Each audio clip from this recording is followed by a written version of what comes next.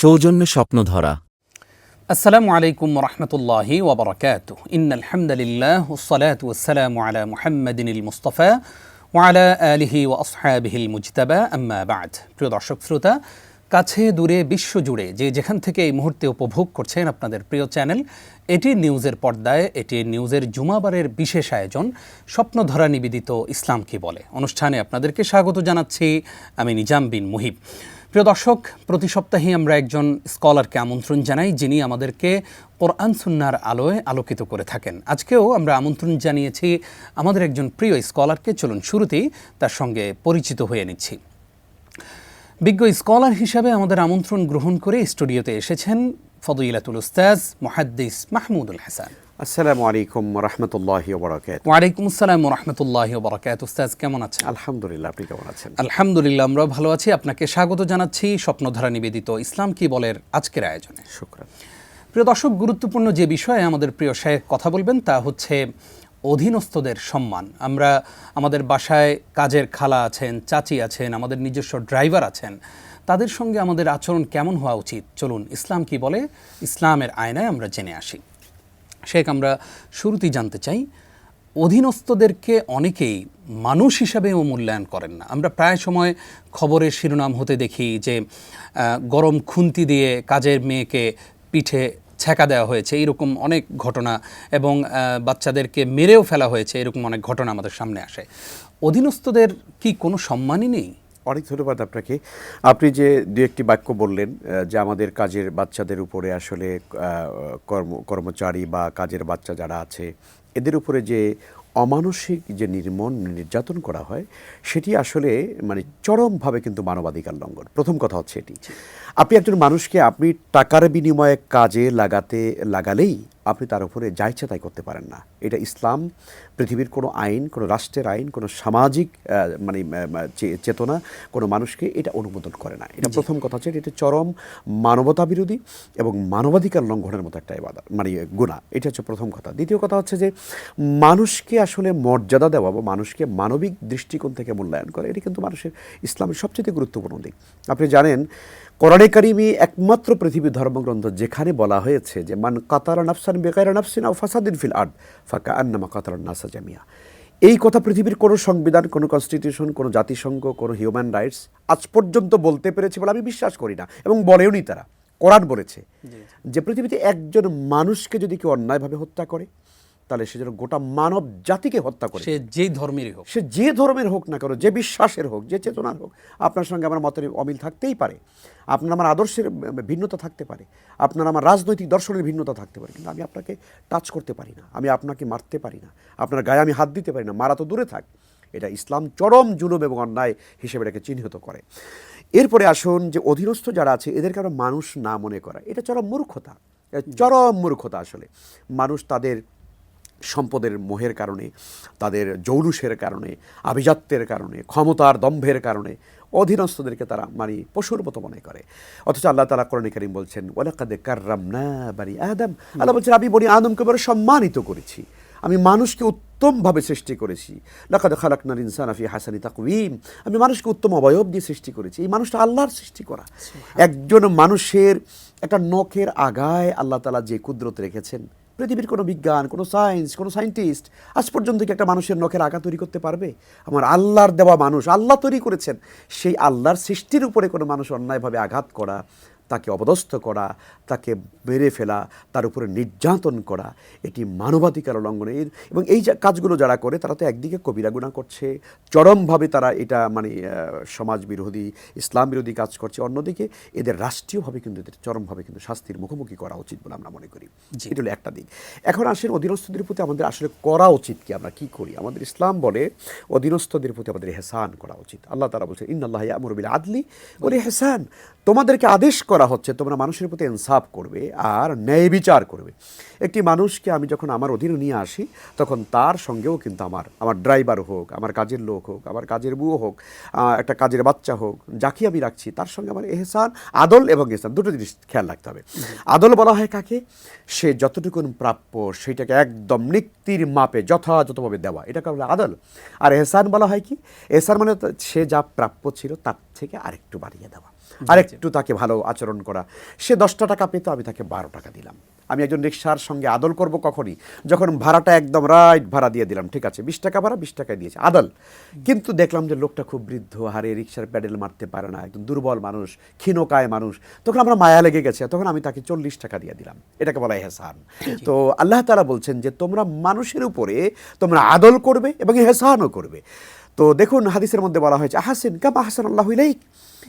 তো তুমি মানুষের প্রতি ইহসান করো, তাহলে তোমার প্রতিও কিন্তু ইহসান করা হবে। আল্লাহ তোমার প্রতি ইহসান করবেন, মানুষ তোমার প্রতি ইহসান করবেন। এবং পৃথিবীতে সবচেয়ে মানুষ বলা হয়েছে, উত্তম মানুষ বলা হয়েছে সেই মানুষটিকে আল্লাহ তাআলা, আল্লাহ রাসূল বলেছেন খায়রুন নাস মাইয়ানফাউন নাস। আবার অন্য শব্দ দ্বারাও বলা হয়েছে আনফাউম লিন্নাস, অর্থাৎ মানুষের মধ্যে সবচেয়ে উত্তম মানুষ সে যে মানুষটা মানুষের কল্যাণ করে বেশি, মানুষের উপকার করে বেশি।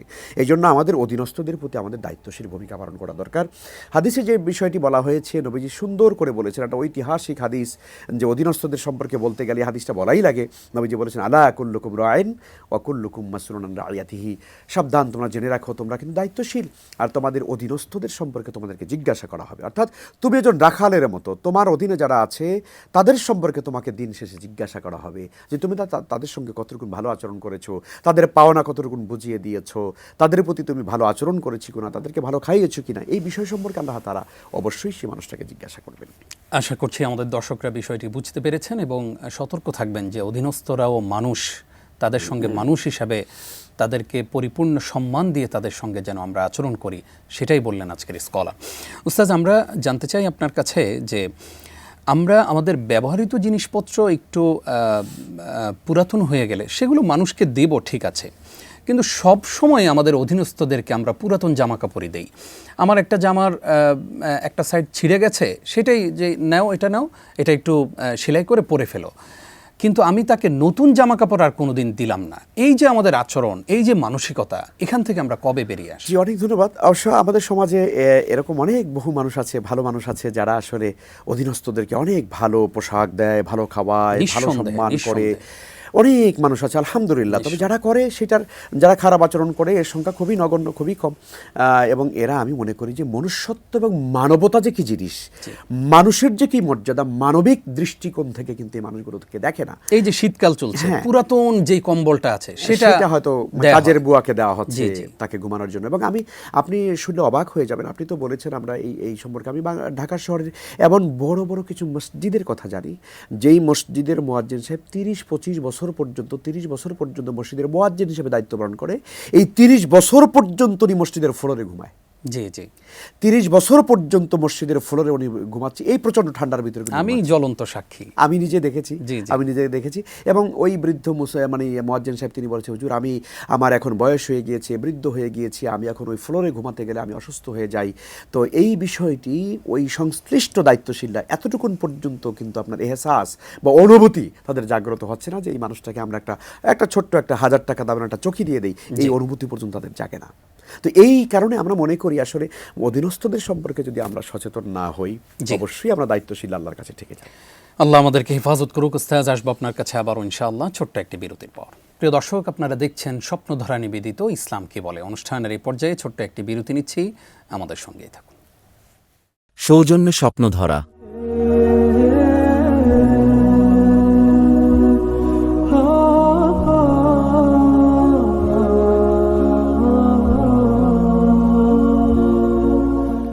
প্রিয় দর্শক, আরও একবার স্বাগত জানিয়ে শুরু করছি স্বপ্নধারা নিবেদিত ইসলাম কি বলে। আজকে আমরা যেই গুরুত্বপূর্ণ বিষয় আলোচনা শুনছি তা হচ্ছে অধীনস্থদের সম্মান। আর এই বিষয়ে কথা বলছেন মিসবাহুল উলুম কামিল মাদ্রাসার স্বনামধন্য মুহাদ্দিস ফদিলাতুল উস্তাজ শেখ মাহমুদুল হাসান। শেখ, স্বাগত জানাচ্ছি আরও একবার। আমরা আপনার কাছ থেকে এবার জানবো ঠিক তার উল্টো পিঠের কথা। আমরা অধীনস্থদের সম্মান নিয়ে আলোচনা করছিলাম। অনেক সময় অধীনস্থরা মালিকের হক নষ্ট করে। আপনি আপনার দোকানে স্টাফ আছে, আপনার প্রতিষ্ঠানে স্টাফ আছে, তারা সিসি ক্যামেরা যতক্ষণ সামনে ততক্ষণ ভালো, সিসি ক্যামেরার আড়ালে গেলেই মালিকের বদনাম, মালিকের ক্ষতি করার চেষ্টা নানানভাবে করে থাকে। এই বিষয়ে যদি কিছু। জি, অনেক ধন্যবাদ। এটিও আমাদেরকে মনে রাখতে হবে, একই হাদিসের মধ্যে কিন্তু সবাই চলে আসে, যাতে প্রত্যেকের কাছে যে জিনিসটা আছে সেই জিনিসটার সম্পর্কে তাকে সচেতন হতে হবে। অর্থাৎ একজন কর্মচারীর কাছে মালিকের দোকানটা তার কাছে আমানত। ব্যবসা বাণিজ্য, টাকা পয়সা, ক্যাশ, টোটাল জিনিসটা তার কাছে আমানত। এই আমানতের খেয়ানাত যদি কোনো কর্মচারী করে, কোনো ম্যানেজার করে, অবশ্যই তিনি আল্লাহর কাছে জবাব দিতে হবে। এবং এই হারাম খাওয়ার কারণে তাকে জাহান্নামের আগুন তার পেটের ভিতরে সে ঢুকালো, এই জন্য কিয়ামতের দিন তাকে জাহান্নামে যেতে হবে। এবং মালিক যদি তাকে ক্ষমা না করে তাহলে সে ক্ষমা পাবে না। কাজেই প্রত্যেকের জায়গা থেকে দায়িত্বশীল। আমাদেরকে দেখুন রাসূল সাল্লাল্লাহু আলাইহি ওয়াসাল্লামের জীবন থেকে যদি আমরা এই বিষয়টাকে যদি এভাবে দেখার চেষ্টা করি যে তিনি যখন তার অধীনে তো কিছু মানুষ ছিল, আমরা জানি যে হযরত আনাস ইবনে মালিক রাদিয়াল্লাহু তাআলা আনহু তিনি একজন বিখ্যাত সাহাবী, যিনি রাসূল সাল্লাল্লাহু আলাইহি ওয়াসাল্লামের 10 বছরের কন্টিনিউ মাদানী জীবনের মদিনা জিন্দেগির তিনি খাদেম ছিলেন। সুবহানাল্লাহ বিহামদি। তো তিনি বলেছেন যে আমি নবীজির খাদেম ছিলাম, কিন্তু তিনি আমাকে কোনোদিন বলে নাই যে আনাস তুমি এই কাজটা কেন করেছো অথবা এটা কেন করো নাই। তিনি আমাকে কোনোদিন ধমক দেন নাই। এর কারণটা কি ছিল? আসলে কারণটা ছিল এই যে তিনিও কিন্তু এরকম সচেতনভাবেই কিন্তু রাসূল সাল্লাল্লাহু আলাইহি ওয়াসাল্লামের সমস্ত বিষয়গুলোকে তিনি দেখভাল করেছেন, দায়িত্ব পালনে সচেষ্ট ছিলেন, তাই না? এই জন্য রাসূল সাল্লাল্লাহু আলাইহি ওয়াসাল্লাম তার অধীনস্থদের সম্পর্কে কিন্তু অনেক বেশি কিন্তু ইহসান এবং মুহসিন ছিলেন, অর্থাৎ সদয় ছিলেন, মানে দায়িত্ব সচেতন বা সদয় পরায়ণ ছিলেন, একেবারে তাদের প্রতি কোমল হৃদয় ছিলেন, আমরা যেটা বলতে পারি। নবীজি সাল্লাল্লাহু আলাইহি ওয়াসাল্লামের পরিবারে একটা ছোট্ট ইহুদি বাচ্চা কাজ করতো।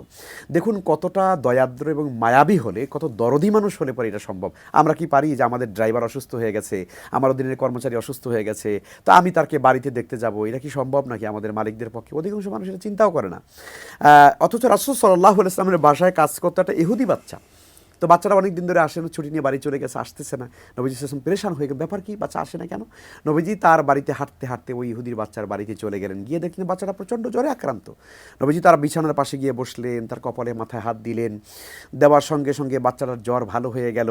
তখন নবীজি বললেন যে তুমি ইসলাম কবুল করো, আমি তোমাকে খুব ভালোবাসি, তুমি ইসলাম কবুল করে তুমি এখানে ইসলামে চলে আসো। তখন তার পাশেই তার বাবা অপেক্ষা ছিল, বাবার দিকে বাচ্চারা তাকিয়েছিল যে বাবা কি বলে, ইসলাম কবুল করলে বাবার পরিবার থেকে আলাদা হয়ে যাবে। তখন তার বাবার ভেতরেই আল্লাহ রাব্বুল আলামিন আসলে মূলত এই তাওহীদের যে চেতনাটা আল্লাহ জাগ্রত করে দিয়েছেন, নবী সাল্লাল্লাহু আলাইহি ওয়াসাল্লাম তার পরিবারে গিয়েছেন, এটা তো বিশাল ব্যাপার।